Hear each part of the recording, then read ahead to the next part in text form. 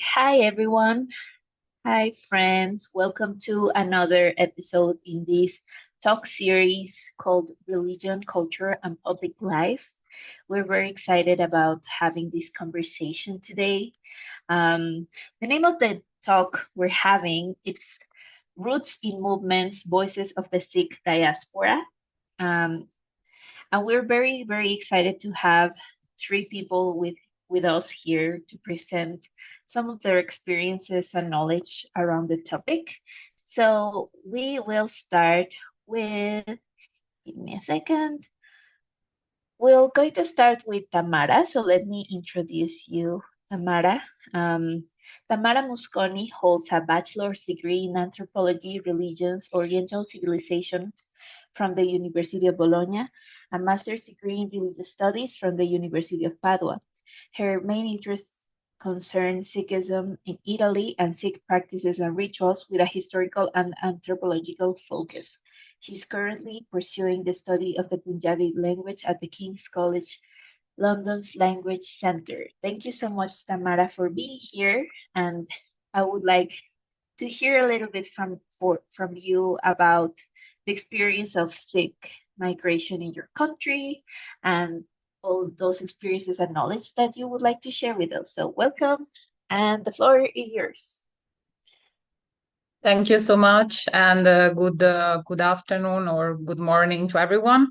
I am currently in India, so here is 9:30, and I'm sorry if you can hear some firecrackers, but it's the season of Diwali, so here it's all going on of firecrackers all day, all night.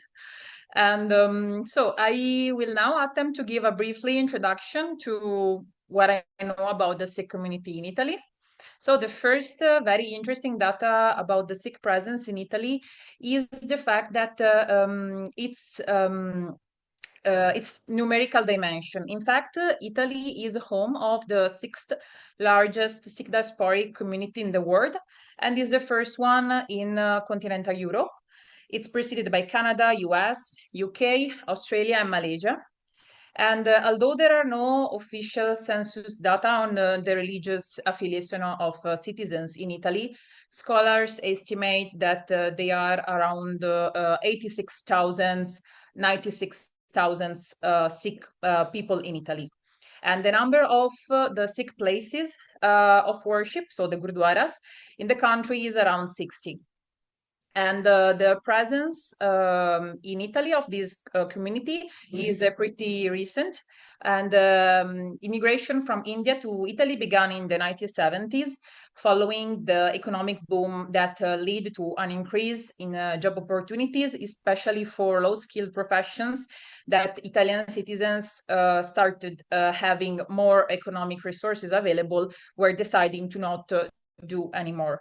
And during that period, around 12,000 of Indian people, specifically mainly men, we can say, arrived in Italy. And many of them were Sikhs. And for most of them, Italy in the beginning was just a temporary destination. It was seen as a way then to move to UK. But then for many other, actually, it remained their home. And so from the 90s to the first years of 2000, and actually the process still going on, there has been a significant increase in numbers and also a gradual stabilization of the Indian presence in Italy. And regarding the Sikh community, I think this actually, it's also present about other countries, but one factor was the civic clashes that followed Operation Blue Star in 1984. So after that, many seekers of asylum came to Italy because Operation Blue Star was a military operation ordered by Indira Gandhi that led to execution of Bindranvale, and after that, she was also killed by her Sikh bodyguards, and this led to civic clashes in the country. And so this was another factor that had an importance in the coming in Italy of Sikh people. And today the number of Indian in Italy is around 167,000, and it's one of the largest foreign community in Italy. It's precisely is the sixth one. And why Indian people and so also Sikh people are coming to Italy, as we said, mainly for job. The main reason is to find employment. And in terms of employment, while it's true that first generation, mostly Indians in Italy, initially filled mostly unskilled job in industrial, the food and agricultural sectors, one thing that is interesting when we search Sikh and Italy, the first thing that is coming up is the association between the Sikh community and the production of Parmesan cheese, because a lot of Sikh people work in the industry that are located in the North Italy. But some scholars, Bertolani, showed out that actually became, in a way, a form of forced ethnicization. So it represented a sector where they started working, then it became a common place, a cliche, associated with the idea that Indian people worship cows, even though this is not related to Sikh people.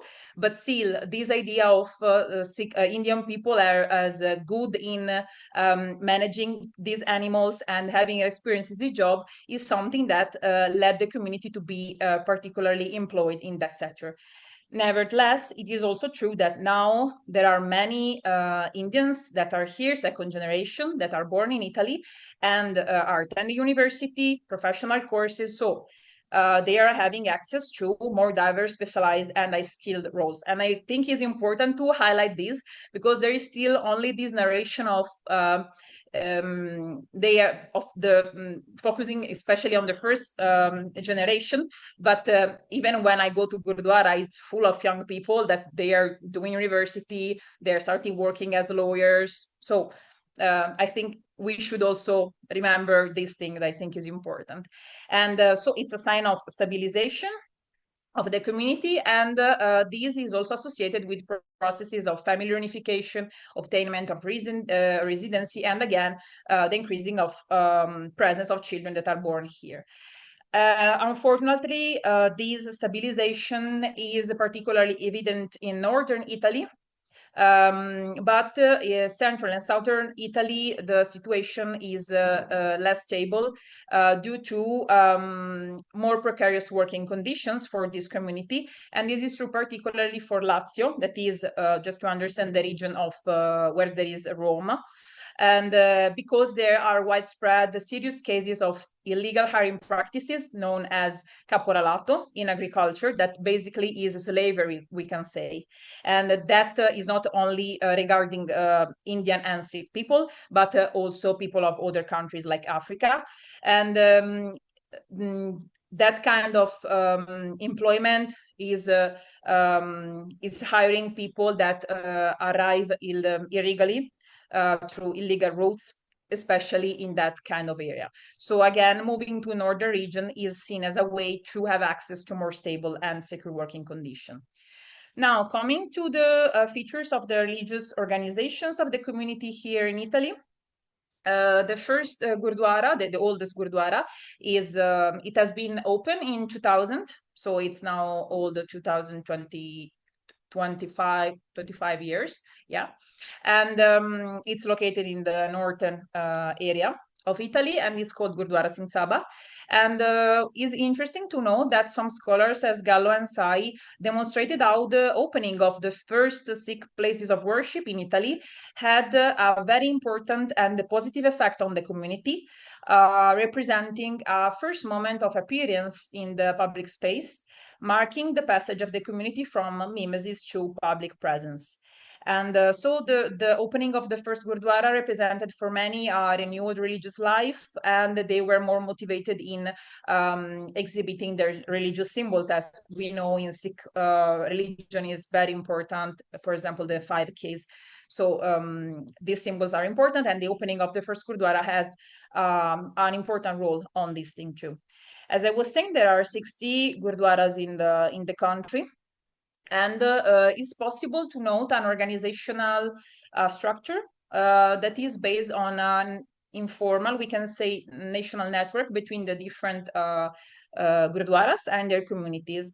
And this network is very important because the different communities through it organize the celebration, the festival, for example, the Nagar Kirtan Duri Vesaki, and so on. And also they give concrete help to the other communities. For example, if they need money to open a new gurdwaras, they can ask money to another one, and so on. And of course, and this is something that is related to all the Sikh diaspora, they also have bonds that links and bonds that go beyond Italy. So they have links with transnational links with India, but also with other European countries. And in Italy, now the community is knowing progressive organization. And this is visible, for example, in the formation in 2021 of the USI, that means Italian Sikh Union, which involves the most of the gurdwaras, and the main goal here is to obtain the legal recognition from the state of this organization as a religious organization. Because even though Italy is a lay country and religious freedom is guaranteed by the constitution, nevertheless, for religious right to be fully recognized, every religious minority should first obtain this recognition and then enter into an agreement with the state. And along with this goal, this community, this organization is trying to organize interfaith dialogue initiatives with other communities. And I would just say one last thing regarding the gurdwaras. And is the fact that we can recognize the importance of the gurdwaras in the diasporic context as places that are important for the diffusion of the Punjabi and the Sikh culture in the diaspora. And I particularly appreciate a definition by a scholar, it's called Jacobsen, that defines them arenas of transnational transmission. But I also think it's important to recognize how now they are also becoming places of innovation, negotiation, and even contestation. And why this? Because of generational change.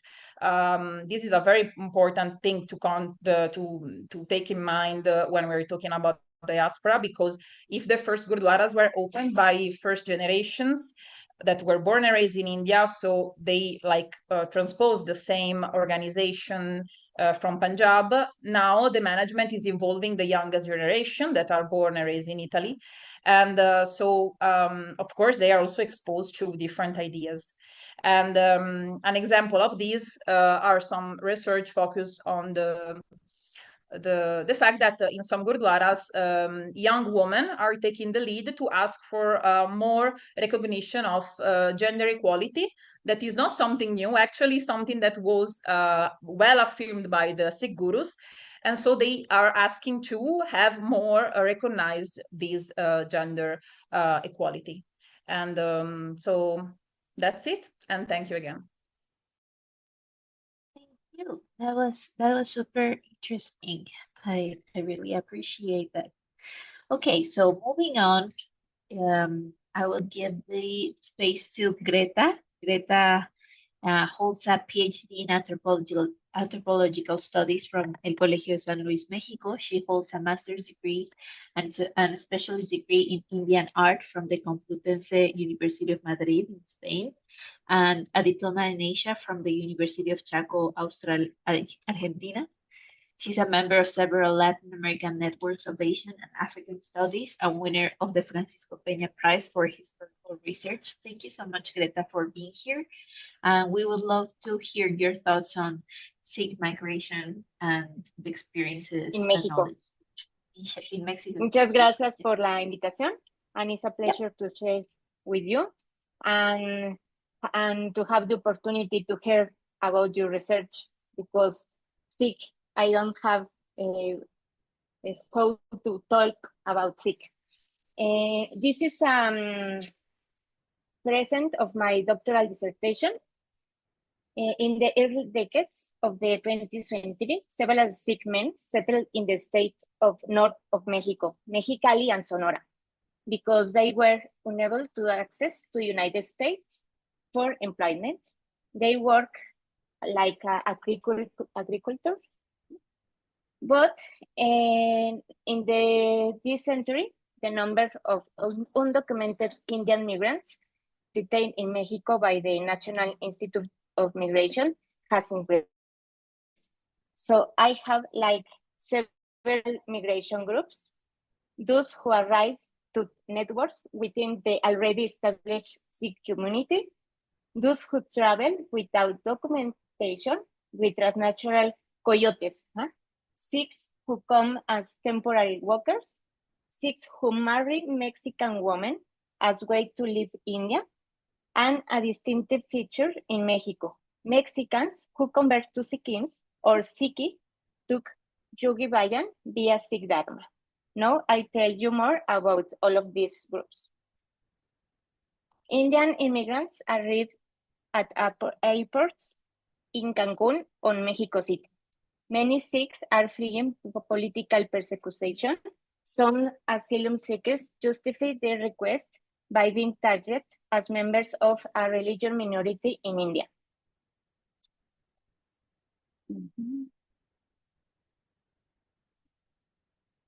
The first Indian Sikhs arriving in Mexico fled repression in India, limited employment opportunities, and ongoing emergencies in Punjab. Sikh migration routes often involve human traffickers moving from India to the American via visa-free countries such as Bolivia, Ecuador, and Salvador.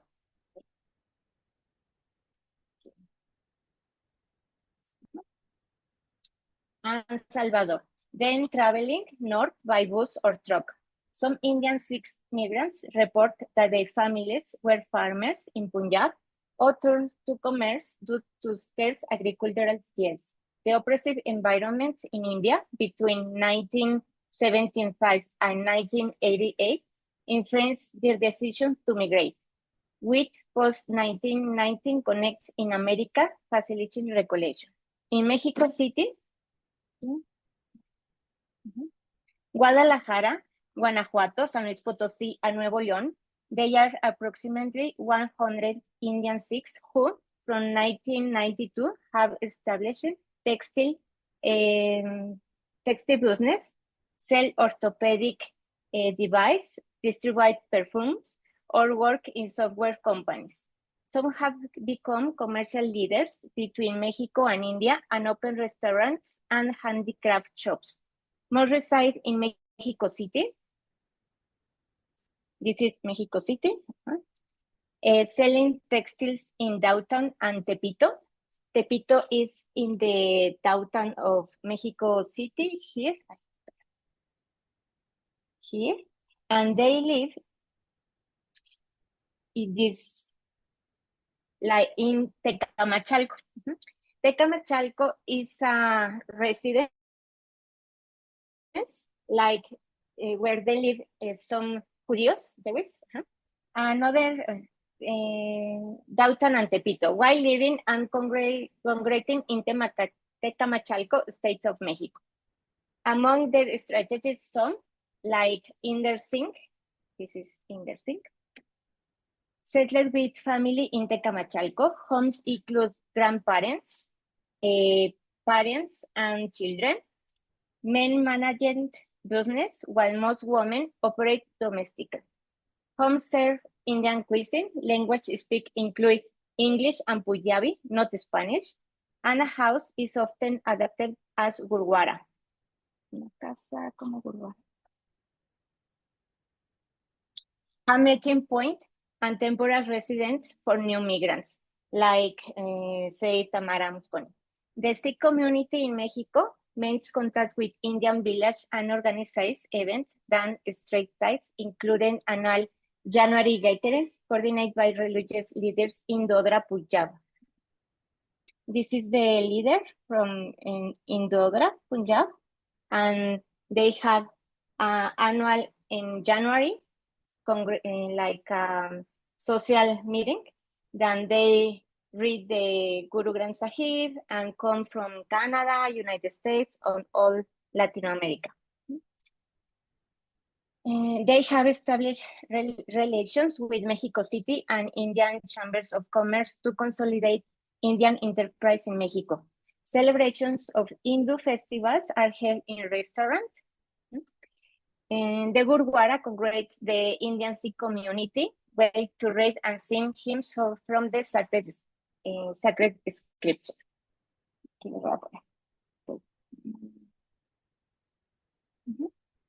Okay, no, para que vean.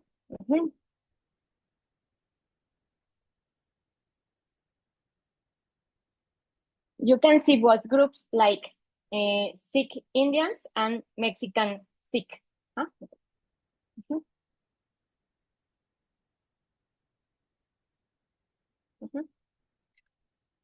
One of the main Sikh celebrations in Mexico is Baisakhi, marking spring and the initiation rites of Sikhs.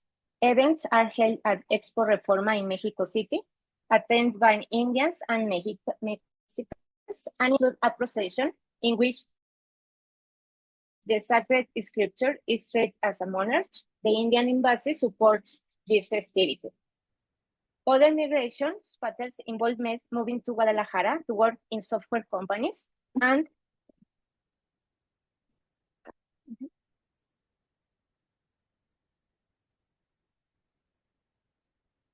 not all migration is successful. Some young migrants perish during transit via traffickers who may abandon them on roads in Veracruz in complications arise. Intermarriage between Mexican women and Indian Sikh men occurs through virtual platforms like Instagram or Tinder. Typically, women travel to India for marriage due to visa restrictions of men, and the family arrange Sikh ceremonies.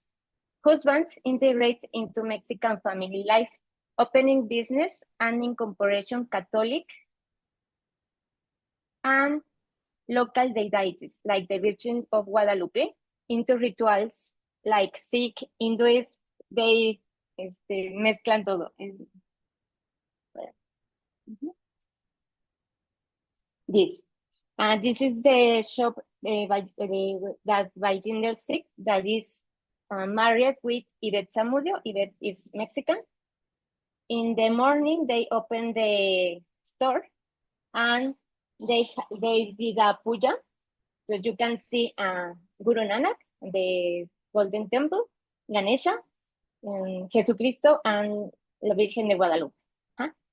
They did all the puja with all the deities.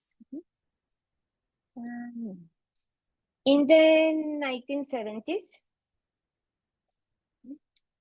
Punjabi immigration to the Americas introduced Sikhims to the US, leading some Americans to follow this path via Sikh Dharma, funded by Harbhajan Sikh Puri, known as Yogi Bayan. He introduced Kundalini Yoga to the US, funded Sikh Dharma of the West Hemisphere and the Healthy, Happy, Holy organization in 1968. Members of Sikh Dharma are called Gora Sikhs or White Sikhs, referring to the predominantly Caucasian American, and then the dress in white.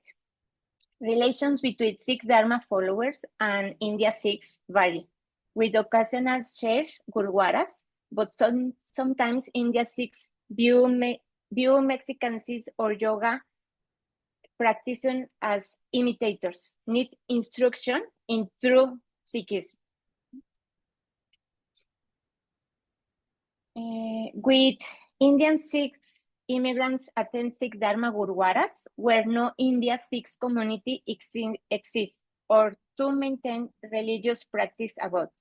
Mexico City hosts events such as Baisakhi, the Samagans, and commemorative of Guru's birthdays.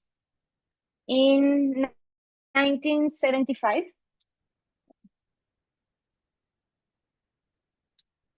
Arjan Singh left India, perhaps the first Indian naturalized as Mexicans. That year, Prime Minister Indira Gandhi imposed emergency states in Punjab amid political repression, financial research derived from the Green Revolution. Arjan Singhs integrate into Sikh Dharma, largely composed of American or Mexican converts, receive employment, accommodation, and food. Yogi Bayan encouraged him to marry a Mexican woman. This is the the family, this is the wife, Arjan Sikhs.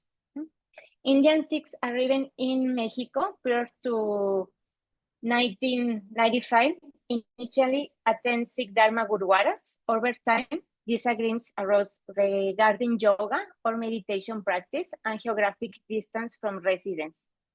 Arjans was in La Condesa, but now Sikhs in Tecamachalco.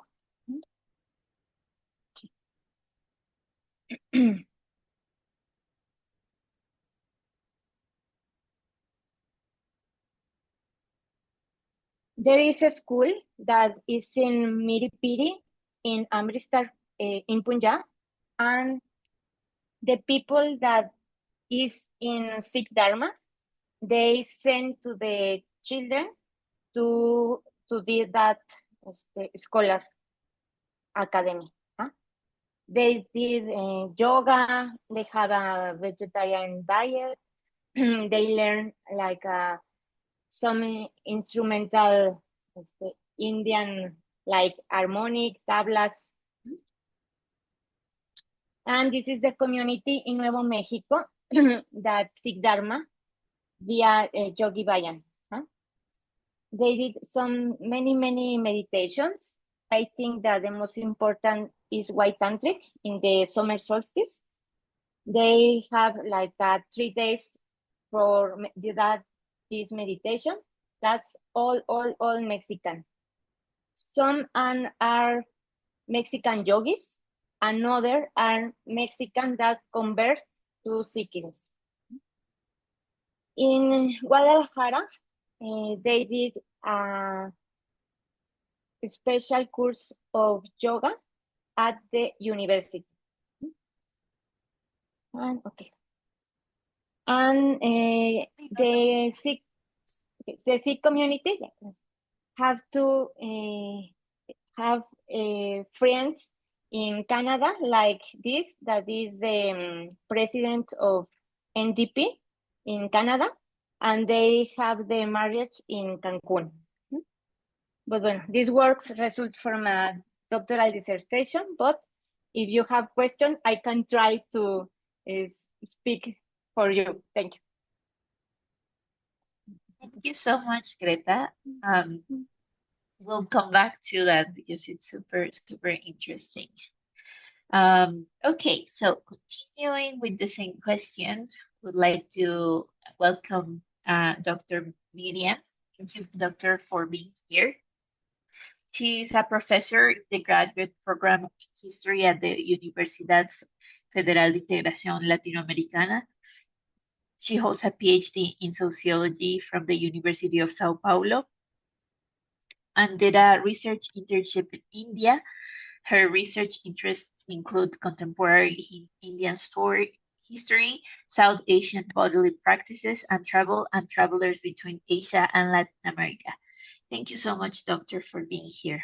The floor is yours. It's my pleasure. So I'll keep to my notes so that we can have time for the questions and some discussion later. And first of all, I'd like to thank the organizers for the invitation to join this roundtable discussion. And I would also like to start making it very clear from the very beginning that I'm not Sikh, I'm not Punjabi, I do not speak on behalf of any Sikh community, diasporic or not. I am a researcher who lived in India, as most South Asians do, and during my research stays in Delhi, my hosts were Sikhs with whom I became friends and spent most of my free time in town. My interest in Sikhism or Sikh Dharma grew as I had the chance to get in touch with many aspects of this spiritual tradition as it is lived in contemporary India. Although I was aware of the relevance of the Sikhs within the South Asian or Indian diasporas, it was only in 2015, in a field trip to Gujarat, that I came across a discussion on the presence or absence of Sikh communities in Latin America.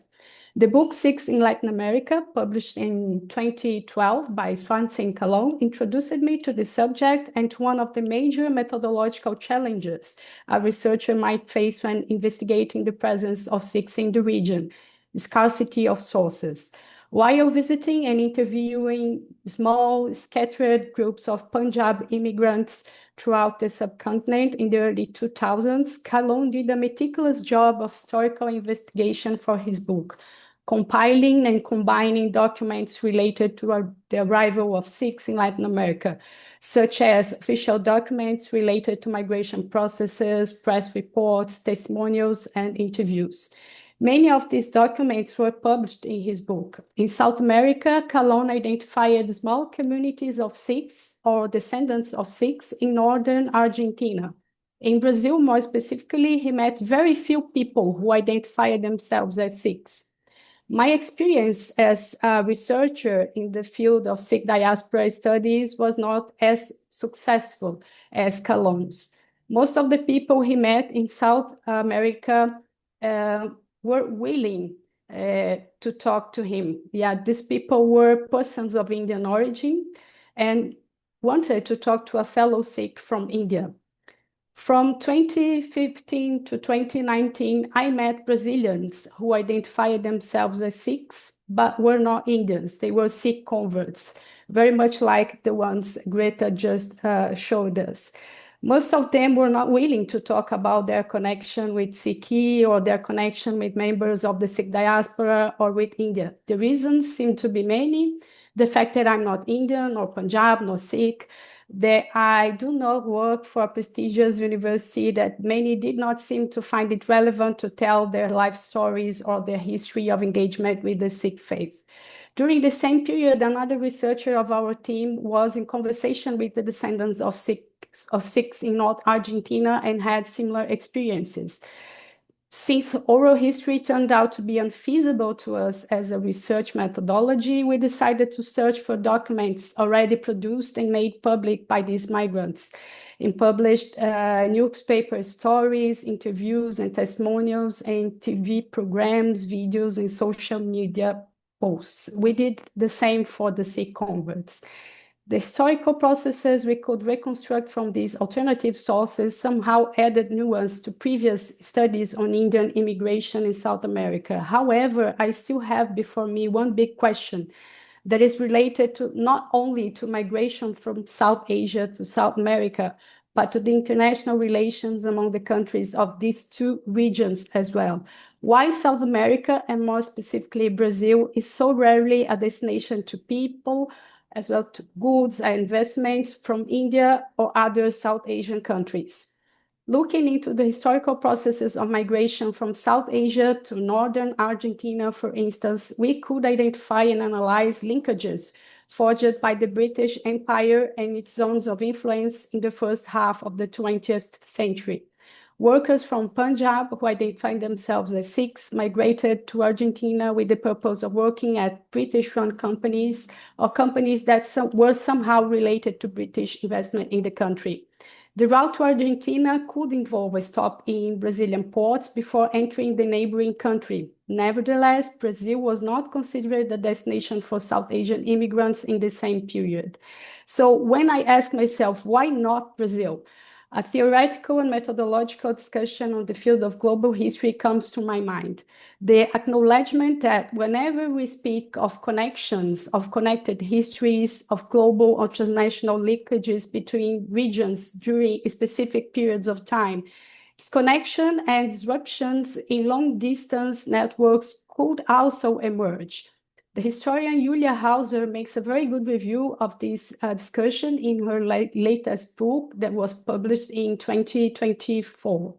If we go back to the concepts of entangled or shared history proposed by Shalini Randeria and Sebastian Conrad, we can elaborate a little further on this point. Randeria argues that modern history is both a shared and a divided history. Yeah, she uses the concept in German, geteilte Geschichten. Interconnectedness implies both a circulation of ideas, goods, and people, and vision, interruption, retention of ideas, goods, and people. Coming back to our discussion of Sikhs in Brazil, according with this approach, it will be meaningful to understand both why Indians or Sikhs migrate to Brazil and why do not migrate to Brazil.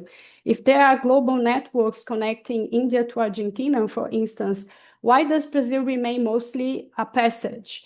Why most Indian immigrants did not choose the country as a new home? I'm afraid I do not have conclusive answers to these questions. Nevertheless, I think they become even more relevant when we learn that there were projects for furthering migration between the regions. This January, Ajay Kamalakaram wrote a very interesting article for Scroll India, in which he discussed a project to send immigrants from Kerala to Brazil. In the 1970s, the Indo-Brazilian Friendship Association proposed to the Indian government a mass migration to Brazil with the aim of alleviating poverty in the South Asian country. Kamalakaran shows in his article how the plans for promoting migration from India to Brazil were not new and had already been considered in the late 1950s. Among the reasons why migration projects were not implemented then was the position adopted by the Brazilian government about Goa's independence, that is, Brazil's support to the maintenance of the Portuguese control of Goa strained the relations between the countries. The diplomatic relations improved after the liberation of Goa in 1961, though.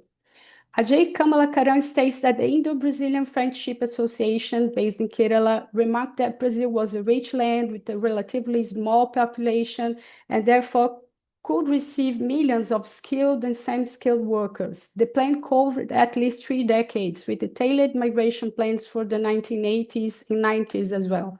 Indian diplomatic documents consulted by Kamalakaran showed that such plans were seriously considered by the Indian government and discussed with Brazilian authorities, which did not respond favorably to the promotion of mass migration from the South Asian country to Brazil.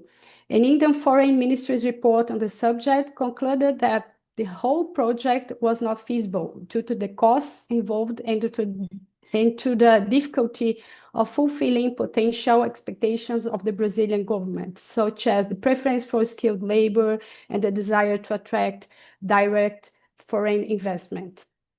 This project, examined by Kamalakaran, did not mention Sikh immigrants. However, a project of immigration of Sikhs to Brazil was also devised in the 1980s. And this is my last point in my talk. In 1985, the Hindustan Times and the Sunday Observer published in India stories on a Sikh delegation that intended to come to Brazil to discuss with local authorities the possibility of establishing farming colonies in the country. Brazilian diplomatic reports commented the project in connection with transnational activities undertaken by Sikh separatist movements in the 1980s. According to such diplomatic documents, Sikhs in India and in the diaspora sought refuge in Europe and North America, fleeing violence after the assassination of Indira Gandhi and/or trying to strengthen the Khalistani cause, that is, the formation of an independent Sikh state. In South America, Brazil and Ecuador were prospected as countries that might consider receiving and protecting Sikh communities. However, I must highlight that the press reports that I mentioned previously stressed that one of the leaders of the Sikh delegation willing to come to Brazil declared to have economic and not political interests in the country. Young Sikhs would like to leave India and to engage with agricultural work in the South American country. I could not find evidence that this project of founding Sikh farming colonies in Brazil was in fact developed. The main concern expressed by the Brazilian authorities then was security, due to an assumed connection between Sikhs abroad and the Khalistani movement. Another diplomatic report from 1988 recorded the passage of a group of 29 Sikhs through Brazil on their way to Canada with a planned stopover in Buenos Aires, Argentina. This group of travelers overstayed their transit visas and was therefore arrested. That's why we have this record of their short-term stay in Brazil. In short, these documents from the 1980s point once more to the transient position Brazil had and still has on South Asian migration routes.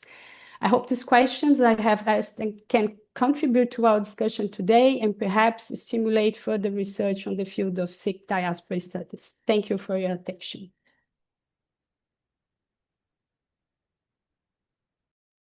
Thank you, Miriam. I thank all of you for shared. We have some questions in the chat for this new round.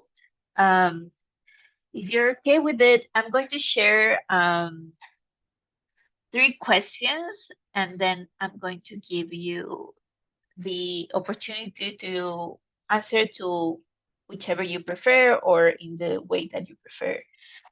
Some of the questions you've touched on during your presentation, so feel free to talk as little or as much as you want. The first question is, what are the main differences in the experience of the Sikh religion in your countries compared to India? Then another one is, what are the main challenges that Sikhs face in the Christian majority countries they arrived in? And how do digital technologies strengthen or reconfigure transnational Sikh religious networks? So those 3 questions we can do around. So would you like to start, Tamara? Yes. Thank you again. What are the main differences in the experience of Sikh religion compared to Italy and India?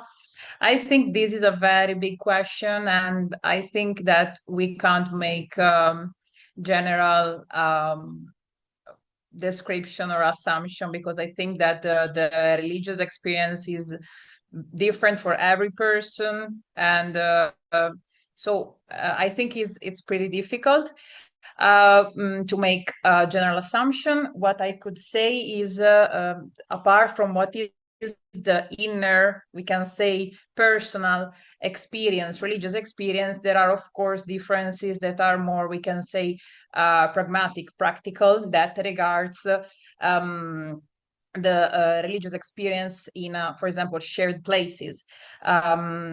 First of all, in what is interesting that I was also mentioning before is that there are a lot of gurdwaras in Italy. There are 60, and is a big number if we consider that whole Europe, the number is around 140. So it's a very big number, and all these gurdwaras, of course, are the effort of the community, and even from a money, economic perspective, because all the Sikh places of worship are open with the money of the Sangha, the community, and this is true also for India. But of course, here is appreciable the fact that we can see that is like a community that is putting actively every month their money to build the community, to organize the celebration. Here the Sangat are not big as we can find in India, of course. In Italy it depends also from the gurdwaras. For example, the gurdwara where I did mainly research in the last year has a small Sangat. We're speaking about 200-300 people. So all what is organized there is made with their effort. So I would say the first thing is a very personal and practical involvement, not only from an economic perspective, but also through seva, that again is a practice also present here in India. But what I think is interesting to note is that in a way, I think doing seva, working for the community, seva is the free service that is done for the community and beyond the community. It's a part of the religious practice of the Sikh community. In a diasporic context, seva becomes an active instrument tool to make the community alive. Because without the seva, without the involvement, direct involvement of the people, then the community would not go on. So I think there is a huge personal involvement. Another practical issue is the organization, the celebration in the public space. For example, the organization of the Nagar Kirtan. Now in Italy, there are many cities in which is available, is possible to organize. For example, in Bologna is not. So these are practical questions that actually, how can I say, they change the way people live practically their life. We can imagine a person that is coming from Punjab where they can do it easily when they want because they have the authorization and everything, and going in a country where you need authorization, maybe there is not given to you because your religion is not yet recognized, the way the community is perceived. Now here all the gurdwaras and even from an economic perspective, they are managed by associations. But the goal of the Italian Sikh Union is also to obtain the recognition and so go beyond the association between people and be recognized as a religious organization. These are all things that are very important, I think, for the daily life of the community. There are many things that can be addressed. I will go after to the second question to not take too much time. So the main challenges the Sikh face in the Christian majority countries. Again, as I was saying, the first is that I was saying before, in Italy, Sikh is not recognized yet as a religion. And so this is a main thing. And apart from this, what I even here, I think is very personal for the experiences of the people. I can just say that from what I heard by speaking with the people of the community, firstly, many Italian people don't know who are the Sikh. They maybe see people with the turban, the beard, but they are not aware of the Sikh religion. Different is where there are big communities, and in those places where the community is very big, actually the relationship with the place is very good. For example, I was mentioning before Novellara.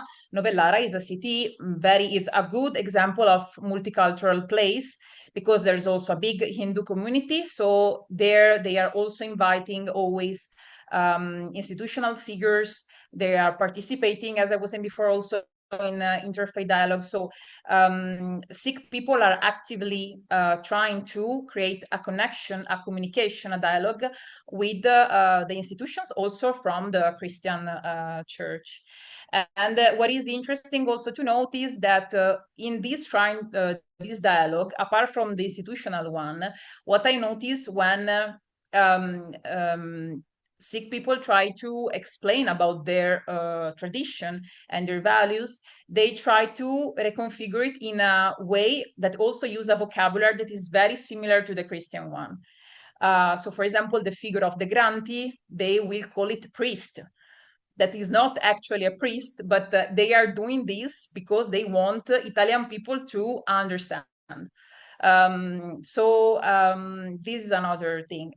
Compared to other religious minority, is many studies demonstrated that the Sikh community is less discriminated compared to other. For example, unfortunately, the Muslim minority that in Italy face big discrimination. Sikh people are, if we go also in the media, they are perceived as the good workers, the people that are doing the work that Italians don't want to do, the people that are organizing colorful, exotic events.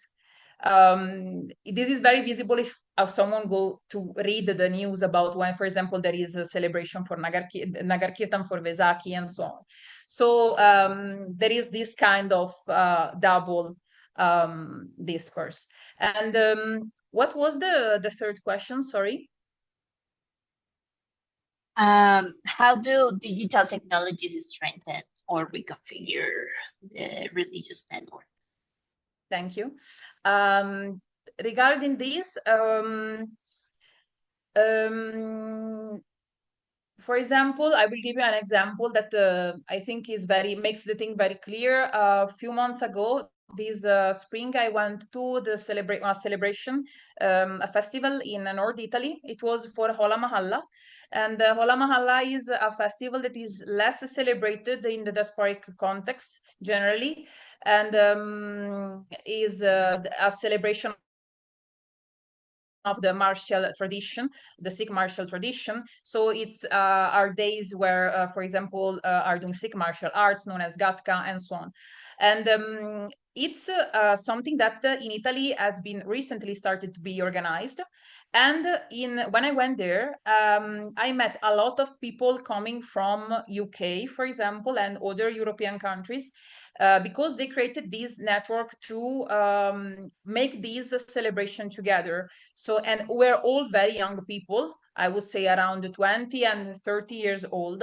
So they organized these, for example, Gatka competitions and so on. So there, in that situation, was very visible this thing of organizing this kind of transnational networks and digital ways and means have a very important impact on this kind of dynamics, because they were explaining to me that they connected through internet, through the web, through the social media, basically, and then they created this kind of web. So this is very important. And also there are apart from digital technologies,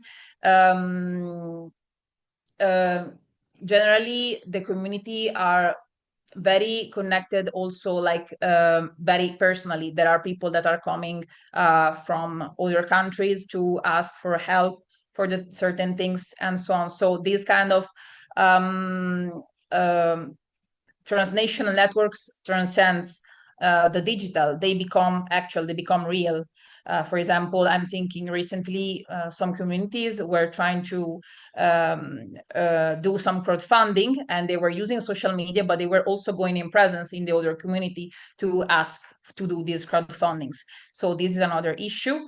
And I would just say regarding the digital technologies, that apart from the transnational networks, there is also now an important employment of forums and social media for discovering more about their religions, their roots.